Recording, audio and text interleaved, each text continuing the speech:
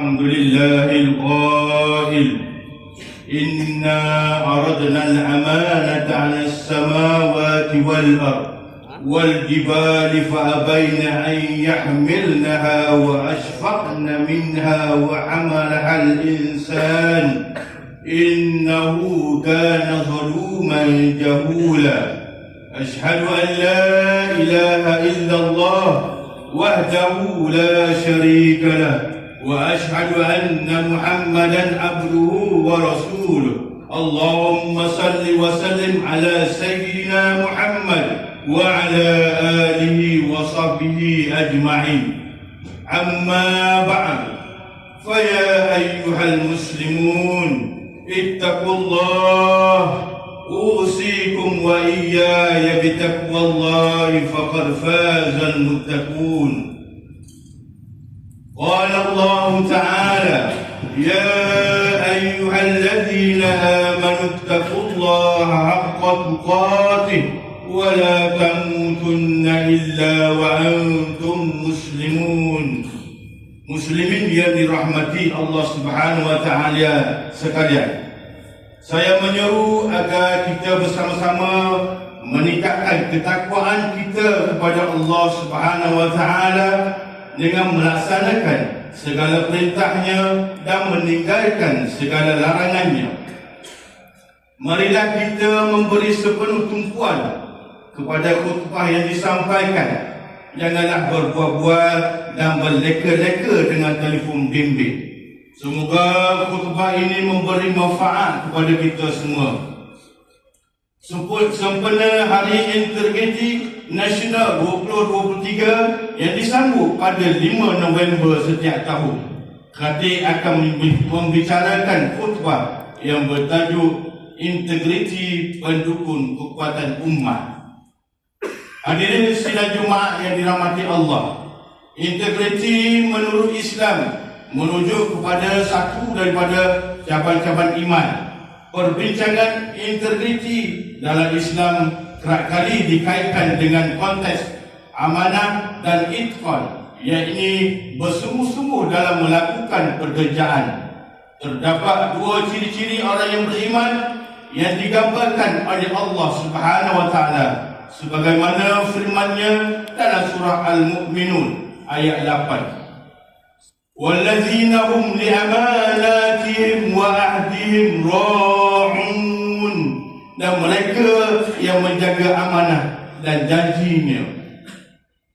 Merujuk kepada maksud ayat tersebut, Islam mewajibkan umatnya untuk menjaga dan memelihara amanah dan janji yang diberikan dengan sebaik-baiknya, sama ada antara seseorang hamba dengan Allah Subhanahu wa taala atau sesama manusia. Sebagai orang yang beriman, janganlah kita mengkhianati amanah dan janji kita, terutama dengan Allah Subhanahu wa taala, sama ada dengan melanggar larangannya atau mengabaikan perintahnya. Begitu juga dalam konteks perhubungan sesama manusia. Segala perkara yang diamanahkan dan janji yang dilafazkan mestilah dilaksanakan dengan sempurna, sama ada dalam hubungan kekeluargaan, bermasyarakat dan bernegara. Di samping itu, dalam sebuah hadis yang diriwayatkan oleh Aisyah radhiyallahu anha, bahawa Rasulullah sallallahu alaihi wasallam juga sangat menekankan sifat amanah dan itqan dalam bekerja, sebagaimana sabdanya yang bermaksud, sesungguhnya Allah Subhanahu wa taala mencintai seseorang yang apabila dia mengerjakan sesuatu pekerjaan, dia melakukan dengan itqan, bersungguh-sungguh. Riwayat At-Tirmidzi.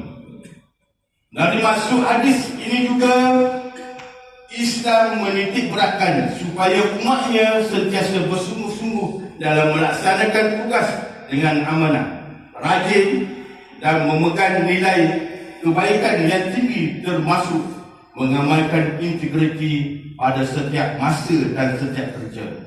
Muslimin yang dikasihi Allah sekalian, kisah dan contoh nilai integriti yakni amanah yang boleh kita teladani adalah melalui kisah Nabi Yusuf alaihissalam. Baginda merupakan seorang rasul yang terkenal dengan kemampuan untuk melakukan perancangan ekonomi dan kewangan negeri Mesir, yang mana pada ketika itu baginda menawarkan diri kepada Raja Mesir untuk menjawab jawatan bendahara negara kerana yakin dengan amanah dan kewibawaan dalam menjalankan tugas tersebut. Ini jelas digambarkan dalam Al-Quran melalui firman Allah Subhanahu wa taala dalam surah Yusuf ayat 55. Qala ja'alni 'ala khazainil ardh inni hafizun 'alim. Yusuf berkata, jadikanlah aku pengurusan pembendaharaan hasil bumi Mesir. Sesungguhnya aku sedia menjaganya dengan sebaik-baiknya, lagi mengetahui cara mentadbirnya.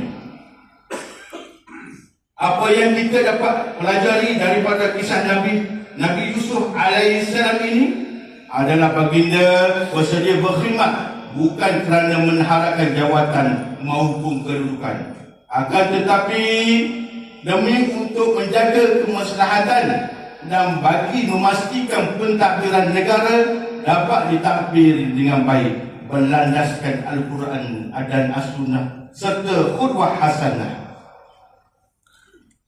Baginda sentiasa menitik beratkan elemen amanah dan berilmu dalam mengurus serta menjaga khazanah negara. Pastinya ini merupakan satu daripada aspek penting yang perlu kita amati dalam konteks masyarakat, negara dan dunia pada hari ini. Sudah sewajarnya dengan contoh nilai terbaik yang ditunjukkan dalam Al-Quran melalui kisah-kisah para rasul dan nabi. Nilai integriti seperti amanah dan adil sepatutnya ditanam dan diserap menjadi satu sikap sebati dalam diri kita semua. Sebagai umat Islam yang mempunyai ketertinggian kepada pengamalan nilai dan akhlak yang terpuji, sepatutnya ia lebih terselah dalam bentuk perlakuan bukan sahaja kelembutan peribadi, akan tetapi kemuliaan akhlak dari sudut kejujuran dan kebertanggungjawaban. Hadirin sekalian, pembudayaan nilai integriti merupakan satu sifat terpuji, yakni sifat mahmudah yang harus diterapkan dalam kehidupan seseorang insan, seperti mana yang ditunjukkan oleh baginda Nabi Muhammad sallallahu alaihi wasallam. Baginda sentiasa mengamalkan dan menunjukkan contoh ikutan yang terbaik kepada umatnya, seperti yang digambarkan oleh Allah Subhanahu wa taala dalam firman-Nya dalam surah Al-Ahzab ayat 21. Laqad kana lakum fi Rasulillahi uswatun hasanatun liman kana yarjullaha wal yawmil akhir wa dzakarallaha katsira. Demi sesungguhnya adalah bagi kamu pada diri Rasulullah sallallahu alaihi wasallam itu contoh ikutan yang baik, yaitu bagi orang-orang yang sentiasa mengharapkan keredaan Allah dan balasan baik dan hari akhirat, serta ia pula menyebut dan mengingati Allah banyak-banyak dalam masa susah dan senang. Tanpa integriti seperti tidak beramanah dan tidak berlaku jujur serta sentiasa berkeruman dengan sifat mazmumah dalam diri seseorang itu, ianya akan menyebabkan kedudukannya terjejas di sisi Allah Subhanahu wa taala, malah akan mendapat kecelakaan di dunia dan di akhirat. Akibatnya sebagaimana diceritakan melalui suatu kisah yang diriwayatkan oleh Ibnu Abbas radhiyallahu anhu semasa zaman baginda Nabi Muhammad sallallahu alaihi wasallam, di mana selepas tamatnya peperangan Khaybar, beberapa orang sahabat baginda sallallahu alaihi wasallam telah berkata kepada sahabat yang telah gugur syahid, fulan ini telah syahid, fulan ini telah syahid, sehingga sampai kepada seseorang lagi dan mereka berkata fulan ini telah syahid. Tetapi baginda Nabi Muhammad sallallahu alaihi wasallam bersabda, yang maksudnya sesekalinya tidak, sesekali tidak, sesungguhnya aku melihat di dalam neraka kerana jubah yang dicurinya. Riwayat Muslim.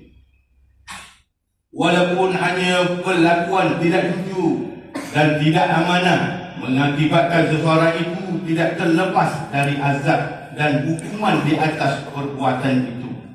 Hadirin Jumaat yang dirahmati Allah,